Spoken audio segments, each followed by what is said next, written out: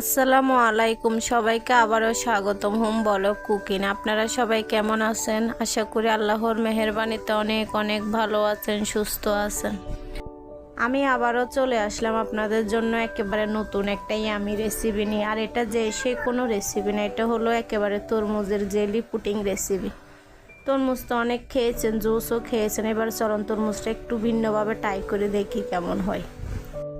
আর তার জন্য আমি সবার প্রথমে নিয়ে নিয়েছি একটা তরমুজ, আর তরমুজটাকে মাঝখান থেকে ভাগ করে নেব, কারণ আমার এই পুডিং রেসিপিটার জন্য আমি অর্ধেকটা তরমুজ নেব। আর দেখুন অর্ধেকটা তরমুজ নিয়ে নিয়েছি, আর এখন একটা চামচের সাহায্যে তরমুজের ভিতরের অংশগুলো তুলে নেব। আর আমাদের এই রেসিপিটার জন্য তরমুজ এবং তরমুজের খোসা দুইটাই কিন্তু সমানভাবে প্রয়োজন, তাই একটু আস্তে ধীরে খেয়াল রেখে তরমুজটা তুলতে হবে, যেন তরমুজের খোসাটা কোনোভাবে নষ্ট না হয়ে যায়।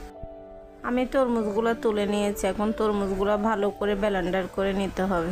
দেখুন আমি তরমুজগুলো ব্লেন্ডার করে নিয়েছি। আর চুলায় একটা ফ্যান বসিয়ে দিয়েছি, ফ্যানের উপরে একটা ছাঁকনি দিয়ে দিয়েছি, কারণ তরমুজগুলো ছেঁকে নিতে হবে, যেন কোনোভাবে তরমুজের বীজটা চলে না যায়। যেহেতু এটা জেলি পুডিং বলে কথা, তাই অন্য কিছু গেলেও হবে না, জাস্ট শুধু তরমুজের জুসটাই প্রয়োজন। আমি যে তরমুজটা নিয়েছি ওটা তেমন একটা মিষ্টি ছিল না, তাই আমি এর মধ্যে পরিমাণ মতো চিনি অ্যাড করে দিয়েছি। আর দিয়ে দিয়েছি 2 চামচের মতো আগার আগার পাউডার, পরিমাণ মতো লবণ দিয়ে দিয়েছি। আপনারা চাইলে লবণটা স্কিপও করতে পারেন। সবগুলো শুকনো উপকরণ নেড়ে ছেড়ে দিয়ে এখন গ্যাসটা অন করে দিলাম, আর জাল দিব 2 থেকে 3টা বলক আসা পর্যন্ত। আমি যে তরমুজটা নিয়েছি ওটা অতটা লাল ছিল না, সাদা রকম ছিল, তাই আমি এখানে অল্প পরিমাণে রেড ফুড কালার ব্যবহার করতেছি। আপনারা চাইলে এটা স্কিপও করতে পারেন, যদি আপনারা যে তরমুজটা নেন এটা যদি লাল হয়।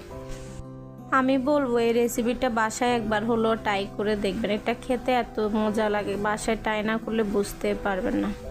আমি এই পর্যায়ে গ্যাসটা অফ করে দিয়েছি। আর দেখুন তরমুজের জুসের কালারটা দেখতে কত সুন্দর। আর এখন তরমুজের খোসার মধ্যে তরমুজের জুসটা ঢেলে দিচ্ছি। অতিথি আপ্যায়নে যদি তরমুজের এই জেলি পুডিংটা রাখেন, মেহমান বুঝতে পারবে না যে এটা তরমুজের জেলি, মুখে দিয়ে হাঁ হয়ে যাবে একেবারে। দেখুন তরমুজের জেলিটা যত বেশি ঠান্ডা হয়ে সেট হবে, অতই বেশি কালারটা সুন্দর ফুটে উঠবে। আর আমি এর উপরে দিয়ে দিলাম সামান্য করে কালো জিরা। যারা কালো জিরা খেতে চায় না, বাচ্চারা তো টোটালি খেতে চায় না, ওরাও কিন্তু নিমিষে খেয়ে নেবে এই পুডিংটার সাথে কালো জিরা। আমি পুডিংটা 1 ঘন্টার জন্য নর্মাল ফ্রিজে রেখে দিয়েছি, ফিরে আসলাম 1 ঘন্টা পর। দেখুন কত সুন্দর করে সেট হয়ে গেছে, আর কালারটাও কত সুন্দর দেখাচ্ছে। আর এই পুডিংটা দেখতে না যতটা সুন্দর, খেতে তার থেকেও বেশি মজাদার। একবার যদি বাসায় ট্রাই না করেন, মুখে বলে বোঝানো যাবে না।